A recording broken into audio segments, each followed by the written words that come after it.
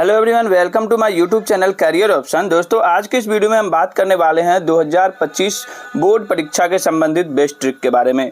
यानी कि एग्जामिनर आपकी कॉपी में क्या देखकर पूरा नंबर देते हैं, इस बात को इस वीडियो में जानने वाले हैं। और इस बार की एग्जाम में कैसे आप 450 प्लस नंबर ला सकते हैं, कैसी तैयारी हो सकती है, कैसे तैयारी करें, इन सभी के विषय में इस वीडियो में हम जानने वाले हैं। ये वीडियो क्लास 10 एवं 12 दोनों स्टूडेंट के लिए है। इस वीडियो में हम जानेंगे कि अगर हैंड राइटिंग आपका खराब है तो कैसे सुधारें, बोर्ड एग्जाम में कॉपी मिलते ही क्या करना चाहिए, अगर आंसर आधा पता है तो क्या करें। बहुत सारे स्टूडेंट का ये कमेंट आता है कि सर मुझे अगर आधा आंसर ही पता है तो क्या उसको लिखना चाहिए या नहीं लिखना चाहिए, अगर कोई आंसर बिल्कुल भी ना याद हो तो क्या करें, ज़्यादा पेज लिखने से क्या ज़्यादा नंबर मिलता है, इन सभी की जानकारी इसी वीडियो में है। आगे तक बने रहिए, पूरा जानकारी आपको मिलने वाला है। पहले नंबर 1 पे बात करते हैं कि बोर्ड एग्जाम में कॉपी मिलने के बाद सबसे पहले क्या करें। बहुत सारे स्टूडेंट को कॉपी मिलने के साथ ही क्वेश्चन पढ़ने लगते हैं और ज़रूरी बातें जो होती है वो छोड़ देते हैं। तो सबसे पहले आपको एडमिट कार्ड के हिसाब से जैसा जैसा एडमिट कार्ड पे आपका नाम है, तो सपोज दैट अगर आपका स्पेलिंग नाम का गलत है तो आपको गलत ही भरना पड़ेगा। जैसे एडमिट कार्ड पर उस तरह से आपको नाम भरना है। एडमिट कार्ड से देख देख कर ही रोल नंबर भरना है, रोल कोड भरना है और फिर सिग्नेचर करना है। साथ में टीचर का सिग्नेचर करवाना भी नहीं भूलना है आपको।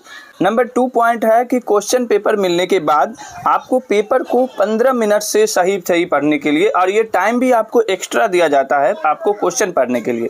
सबसे पहले आपको क्या करना है कि पूरी क्वेश्चन को एक लाइन से पढ़ते जाना है।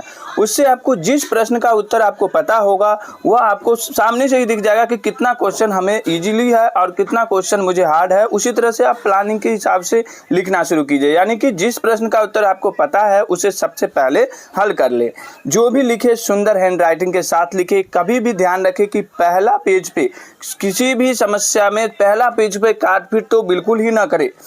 जो भी प्रश्न करे प्रश्नोत्तर संख्या जरूर लिखे। यानी जब भी आप मान लीजिए कि सपोज नंबर 5 नंबर क्वेश्चन आपको पता है तो सबसे पहले आपको क्वेश्चन नंबर 5 लिखना है, फिर उसका उत्तर लिखना है और तब इसका आंसर लिखना है। ऐसा नहीं है कि सीधे आप आंसर लिखते चले गए तो टीचर्स को पता ही नहीं चल पाएगा कि आप किस क्वेश्चन का आंसर लिख रहे हैं।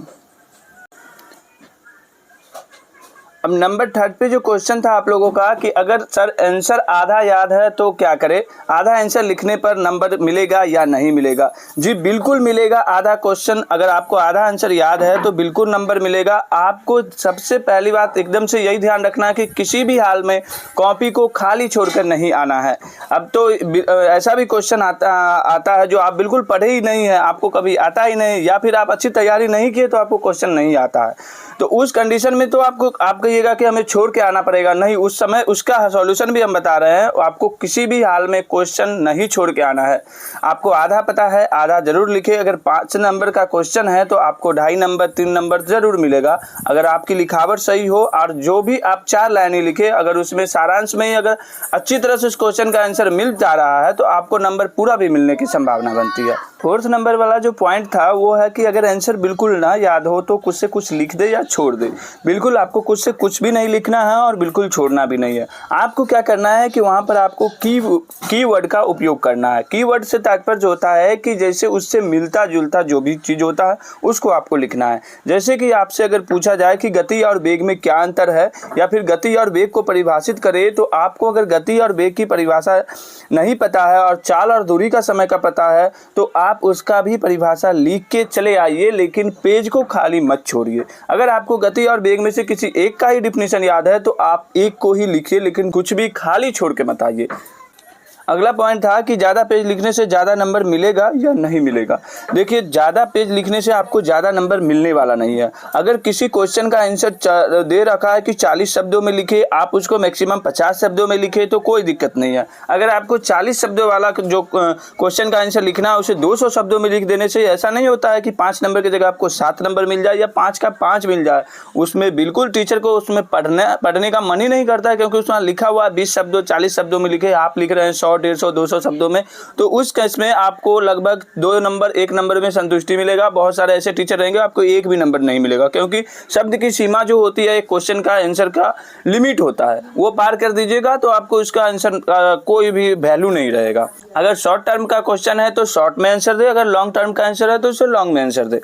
भूलकर भी आपको बोर्ड की कॉपी में ये गलती नहीं करना है। ये गलती का मतलब है कि आपको अपनी कॉपी में कभी भी कसम नहीं लिखना है, जैसे कि सर आपको कसम, मेरी माँ की कसम है, मुझे एग्ज़ाम पास करवा दो, मेरे पापा नहीं है, माँ नहीं है, मुझे एग्ज़ाम पास करवा दो। इस तरह की गलती बिल्कुल भी नहीं करना है। आपको कॉपी में गालियाँ नहीं लिखना है, गलत शब्द का उपयोग नहीं करना है टीचर के थ्रू, या अपने बारे में कुछ भी अपशब्द नहीं लिखना है। इससे भी टीचर को गुस्सा आने से आपको जो भी सही क्वेश्चन का आंसर रहेगा उसका भी मार्क्स काट लिया जाएगा। और आपको भूल से भी कभी गाना, शायरी ये सब नहीं ध्यान रखिए कि कुछ भी लिखने का मतलब ये नहीं होता कि आप कुछ भी लिखें। कुछ भी लिखने से मतलब होता है कि उसके कीवर्ड से मिलता जुलता जो भी शब्द का है डिफिनीशन, आपको उसको ही लिखना है। तो इस वीडियो में हमने जाना कि बोर्ड एग्जाम में कॉपी कैसे लिखा जाता है, क्या क्या गलतियाँ होती है और किस गलती को हम लोग सुधार कर सकते हैं। मिलते हैं एक नए वीडियो में एक नए टॉपिक के साथ। Thank you.